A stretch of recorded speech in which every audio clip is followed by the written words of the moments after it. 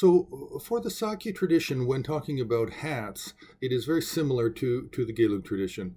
The, the early paintings we have from the possibly 11th but 12th century of teachers coming from India to the Himalayas, or indigenous Tibetan teachers who are monastics and scholars, they wear a red pandita hat. Now that's this conical shaped hat with the long lappets coming down over the shoulders.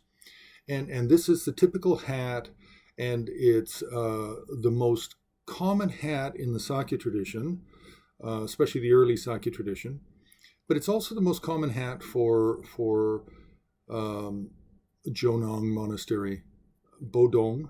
So the Jonang tradition, the Bodong tradition, the Buluk, the Shalu monastery and branch monastery tradition, and the Dzongpa from Gongkar Chodde monastery, following the Dzong tradition. So all of these wear the red pandita hat.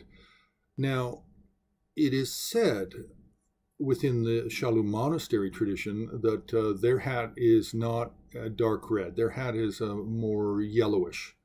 And so according to the Shalu monastery and some Sakya traditions, this is where the Gelugpa yellow pandita hat came from, as it was just borrowed from the Shalu monastery hat for scholars and abbots. Now, so the Sakya tradition, when looking at paintings, if you see teachers in the upper composition of a painting and they're wearing this red conical hat, then typically it is going to be Sakya. Now, in later times, from roughly around the 17th, 18th century, then the custom arose to take the lappets, the red lappets that fall across the shoulders, the two strips of red cloth, and to flip them over across the crown of the conical shaped hat, thus forming a kind of a cross or an X or a decoration on the top of the hat. This is a very late kind of composition or a characteristic that we find in painting and sculpture, which from an art history point of view tends to make us think that this is kind of a new invention coming from that time period. However, within Sakya hagiography, within Sakya mythology or their own religious history, they believe that it was actually a custom started by Chogyal Pagpa in the 13th century.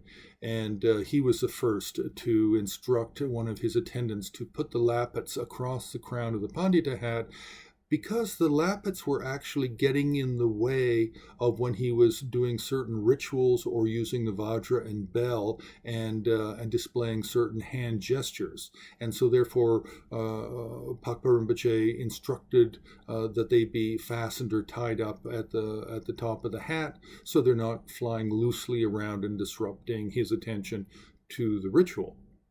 So in painting, the round conical pandita hat with only a small point, because some of these hats are more pointed and some are less pointed. The Sakya hats tend to be less pointed. So that's an overview of Sakya hats.